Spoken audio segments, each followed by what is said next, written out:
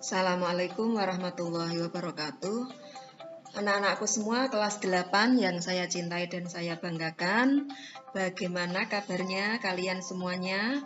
Alhamdulillah, semoga pagi hari ini kalian semua tetap dalam kondisi sehat dan dalam lindungan Allah Subhanahu wa Ta'ala.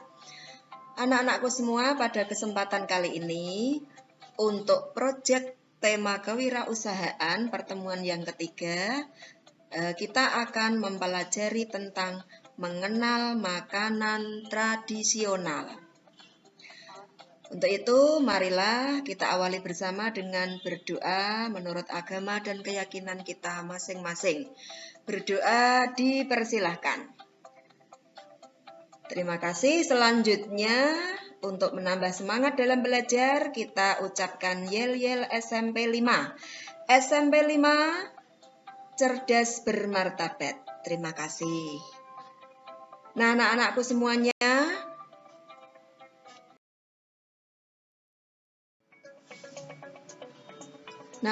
semuanya, untuk mengenal makanan tradisional lebih dahulu kita harus mengetahui pengertian dari makanan tradisional itu sendiri.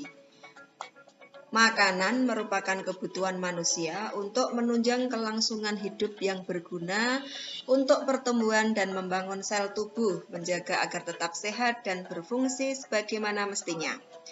Sedangkan kata tradisi berasal dari bahasa Latin yaitu traditio, yang berarti kabar atau penerusan. Tradisi dapat pula diartikan sebagai sesuatu yang diturunkan secara turun-menurun dari suatu generasi ke generasi berikutnya. Menurut Kamus Besar Bahasa Indonesia, tradisional juga dapat diartikan sebagai sikap dan cara berpikir serta bertindak yang selalu berpegang teguh pada norma dan adat kebiasaan yang ada secara turun-temurun. Jadi anak-anakku semua, makanan tradisional itu merupakan makanan yang diperoleh secara turun-temurun dan di setiap daerah mempunyai ciri khas yang berbeda-beda.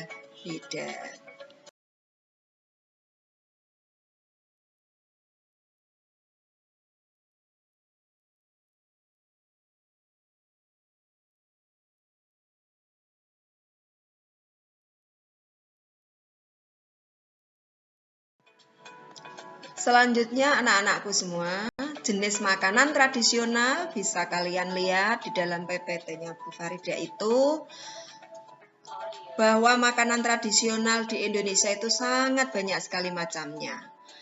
Berdasarkan tingkat eksistensinya dalam masyarakat hingga saat ini, keanekaragaman makanan tradisional yang ada dipengaruhi oleh keadaan daerah atau tempat tinggal dan budaya yang ada di daerah tersebut. Di sini Bu Farida mengambil dari menurut ahli Murjati bahwa makanan tradisional dapat dikategorikan menjadi 3 kelompok. Bisa kalian lihat, yang pertama makanan tradisional yang hampir punah. Kemudian yang kedua makanan tradisional yang kurang populer, dan yang ketiga makanan tradisional yang populer dan tetap eksis. Bisa kalian lihat pengertian maupun contoh-contohnya. Nah, nanti anak-anak bisa browsing sendiri untuk dijadikan sebagai contoh dalam nanti pembuatan tugas kelompoknya.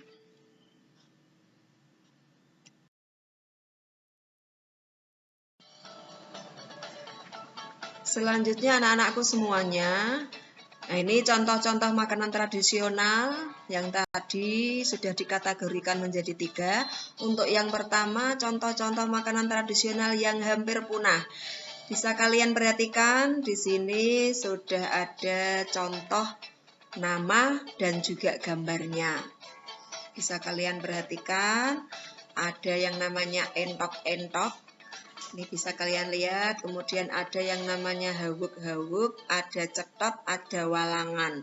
Yang ini semua adalah makanan yang bahannya adalah tradisional. Jadi ada yang dari kelapa, kemudian jagung, dan juga dari ketela. Nah, silahkan diperhatikan PPT-nya.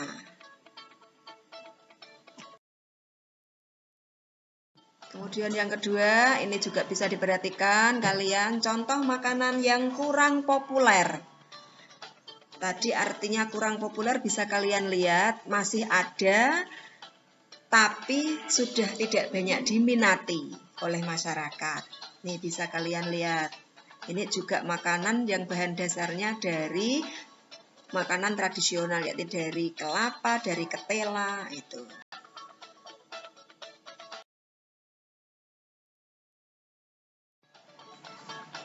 Selanjutnya yang terakhir contoh makanan yang sangat populer, maksudnya tetap eksis. Nah, ini bisa nanti kalian mencari contoh-contoh yang lain.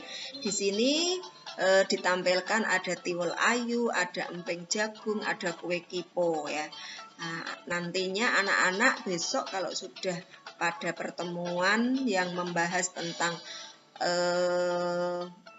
rencana bisnis, rencana yang akan kita produksi, anak-anak bisa melihat-lihat ataupun browsing bagaimana cara membuatnya, bagaimana cara pengemasannya sehingga menjadi lebih populer atau lebih menarik dan layak jual.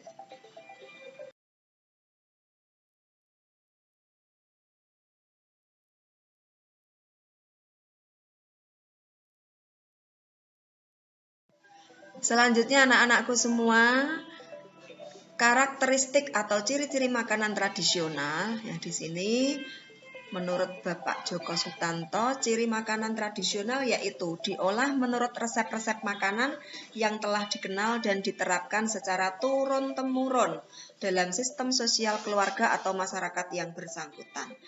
Ini misalnya kalau di Kudus kita kenal adanya jenang 33 atau jenang Kudus yang itu resepnya juga secara turun-temurun dari orang tuanya. Kemudian yang kedua, diolah dari bahan-bahan makanan yang tersedia setempat, baik merupakan usaha tani sendiri maupun yang tersedia dalam sistem pasar setempat.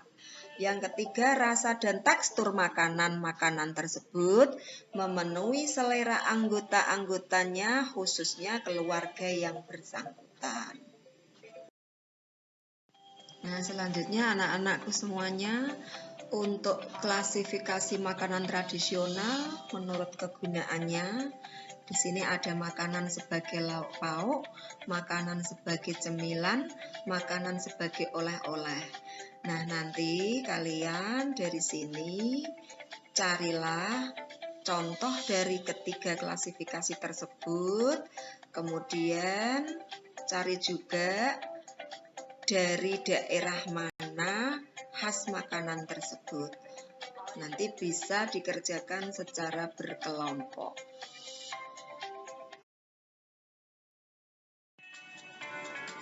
Selanjutnya anak-anak yang terakhir, manfaat mengenal makanan tradisional dari daerah. Yang pertama, menumbuhkan sikap toleransi. Kemudian menumbuhkan rasa nasionalisme, menambah wawasan, pengetahuan, memudahkan kita untuk beradaptasi, kemudian yang terakhir turut melestarikan budaya. Bagaimana pendapat kalian? Nah, nanti kalian bisa menambah sendiri manfaat mengenal makanan tradisional dari daerah-daerah yang ada di Indonesia. Anak-anakku semuanya, selanjutnya nanti kalian bisa membuat slogan untuk mengajak cinta dengan produk daerahnya sendiri. Cinta untuk menggunakan atau memanfaatkan produk dari daerah kita sendiri. Demikian anak-anakku semuanya, terima kasih. Semoga bermanfaat. Pada pembelajaran kali ini kita akhiri dengan membaca hamdalah. Alhamdulillahirabbil alamin. Wassalamualaikum warahmatullahi wabarakatuh.